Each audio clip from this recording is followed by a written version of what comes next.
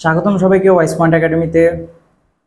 আগামীকাল নবম শ্রেণীর ইতিহাস ও সামাজিক বিজ্ঞান পরীক্ষা এবং বর্তমানে সোশ্যাল মিডিয়ায় প্রচুর পরিমাণে ভাইরাল হচ্ছে সেটা হচ্ছে আহ, সামাজিক ইতিহাস ও সামাজিক বিজ্ঞানের যে প্রশ্ন সেটা লিক হয়ে গেছে।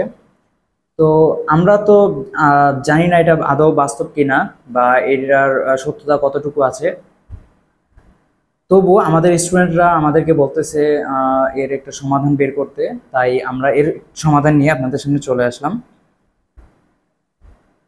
তো আপনাদের যে প্রশ্নটা বর্তমানে সোশ্যাল মিডিয়ায় প্রচুর পরিমাণে ভাইরাল হচ্ছে সেটাই কাজ নাম্বার 1-এ বলা আছে, চলো একে অপরের পরিবার সম্পর্কে জানি। এখানে ক নম্বরে কাজ দেওয়া আছে হচ্ছে, প্রথমে তোমার পরিবারের তথ্য সংগ্রহ করতে হবে। ছক 1 এর মাধ্যমে নিচের বিষয়গুলো লিখে ফেলি। অর্থাৎ এখানে হচ্ছে আপনাদের ভৌগোলিক, সামাজিক, সাংস্কৃতিক, রাজনৈতিক প্রেক্ষাপটে আপনাদের পরিবারের পরিচয় দিতে বলা হয়েছে। তো আমরা একটু দেখি এই বিষয়টা আমরা কিভাবে লিখতে পারি। তো দেখুন, ভৌগোলিক প্রেক্ষাপট এ আপনার পরিবারের পরিচয়। এক্ষেত্রে কি বলতে হবে, পরিবারের সদস্যরা কোথায় জন্মেছে ও বাস করছেন, অর্থাৎ আপনার পরিবারের সদস্যরা কোথায় জন্মগ্রহণ করেছেন এবং তারা কোথায় বর্তমানে বসবাস করতেছেন। এরপরে দ্বিতীয় প্রশ্ন হচ্ছে, এলাকার ভূপ্রকৃতি ও পরিবেশ কেমন।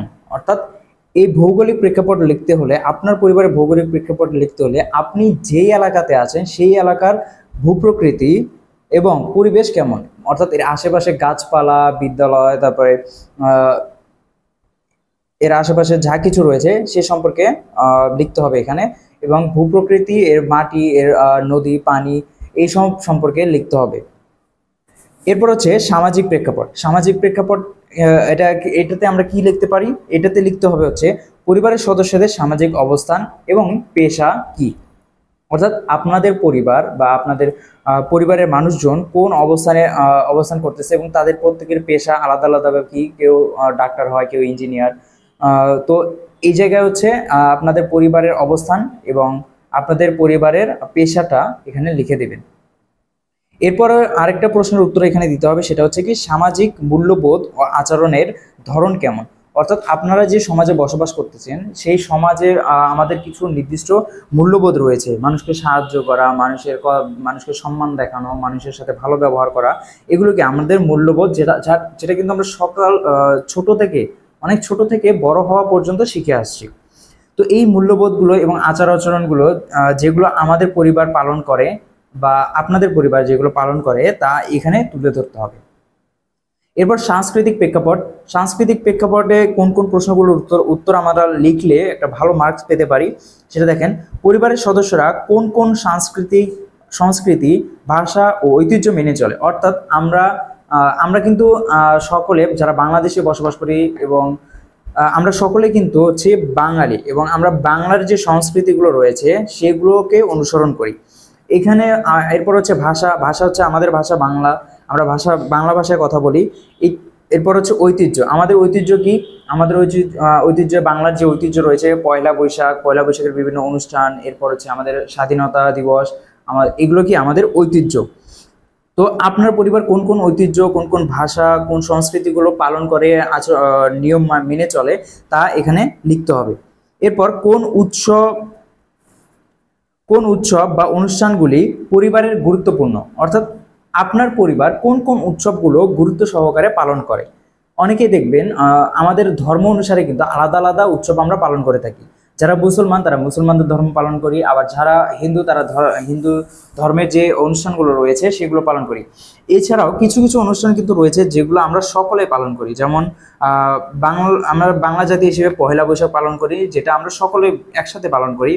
এরপরে আমরা স্বাধীনতা দিবস পালন করি, আমরা বিজয় দিবস পালন করি, এগুলো কিন্তু আমরা কি সকলে মিলে পালন করি। তো আপনার পরিবার কোন কোন জিনিস উৎসবগুলো গুরুত্ব দিয়ে পালন করে তা এখানে লিখতে হবে। এরপর হচ্ছে রাজনৈতিক প্রেক্ষাপট। রাজনৈতিক প্রেক্ষাপটে আপনি কোন কোন বিষয়গুলো আলোকপাত করবেন। পরিবারের সদস্যদের রাজনৈতিক মতামত ও অংশগ্রহণের ধরন কেমন। অর্থাৎ আপনার পরিবার আমাদের রাজনীতি নিয়ে, রাজনৈতিক কোন জিনিসগুলো তাদের পছন্দ অপছন্দ তা নিয়ে এখানে লিখতে হবে। এবং আমাদের কিন্তু বেশিরভাগ মানুষেরই হচ্ছে সাধারণ যে ক্ষমতা সেটা হচ্ছে ভোট প্রদান করা রাজনৈতিক প্রেক্ষাপটে। তো এই জিনিসটাকেও আমরা এখানে তুলে ধরতে পারি। এরপর হচ্ছে আচরণিক প্যাটার্ন, অর্থাৎ হচ্ছে আমাদের পরিবারের মানুষদের প্রতিদিনের অভ্যাসগুলো কি কি বা আচরণগত যে অভ্যাসগুলো রয়েছে সেগুলো কি কি। এখানে আমরা লিখব পরিবারের সদস্যদের দৈনন্দিন জীবনের অভ্যাস ও আচরণ। আমরা প্রতিদিন যে কাজগুলো করি সেগুলো কি আমাদের অভ্যাস, এই অভ্যাসগুলোই হচ্ছে আমাদের আচরণ হিসেবে প্রকাশ পায়। তো এই জিনিসগুলো কি করতে হবে, আপনার পরিবারের সদস্যদের সম্পর্কে লিখতে হবে। এরপর কিভাবে তারা পরিবারের মধ্যে একে অপরের সাথে মিলেমিশে থাকে, অর্থাৎ আপনার পরিবার যে সদস্যরা রয়েছে তারা একে অপরকে কিভাবে সাহায্য করে, সহযোগিতা করে, একে অপরকে কিভাবে বোঝে যে কখন কোন কথা বলতে হবে বা কিভাবে কাউকে সান্ত্বনা দিতে হবে। এই ধরনের যে একটা আন্ডারস্ট্যান্ডিং থাকে আমাদের পরিবারের মাঝে, সেই জিনিসটা কি এখানে লিখতে হবে। এরপরে এটা হচ্ছে আমাদের কি 1 নম্বর কাজ, 1 নম্বর কাজের ক নম্বর কাজ। এরপরে হচ্ছে খ নম্বর কাজে আমাদের লিখতে হবে নিজ ও সহপাঠী পরিবারের আচরণের বৈশিষ্ট্য। অর্থাৎ এখানে আমাদের লিখতে হবে যে আমার পরিবার এবং আমার সহপাঠীর পরিবার, এই দুইজনের পরিবারের আচরণগত যে পরিবর্তনগুলো রয়েছে, যে বৈশিষ্ট্যগুলো আলাদা রয়েছে, ভিন্নতা রয়েছে, সেইগুলো এই জায়গায় তুলে ধরতে হবে। পরিবারের তথ্য সংগ্রহের পর আমরা দল গঠন করব এবং একে অপরের পরিবারের আচরণের বৈশিষ্ট্য নিয়ে আলোচনা করব। দল গঠন, প্রতিটি দলে 4 জন করে সদস্য থাকবে। অর্থাৎ দল গঠনের নিয়মটা এখানে বলেই দিয়েছে যে প্রত্যেকটা দলে 4 জন করে সদস্য থাকবে। এরপর দল গঠনের পরবর্তী কাজ কি, দলে আমরা নিজেদের পরিবারের তথ্যগুলো নিয়ে আলোচনা করব। অর্থাৎ আমি এই যে ছক নাম্বার 1 অথবা ক কাজে যে প্রেক্ষাপটের ভিত্তিতে যে তথ্যগুলো সংগ্রহ করেছি, আমার বন্ধুরাও ঠিক সেরকমই তাদের পরিবার নিয়ে তথ্যগুলো সংগ্রহ করেছে।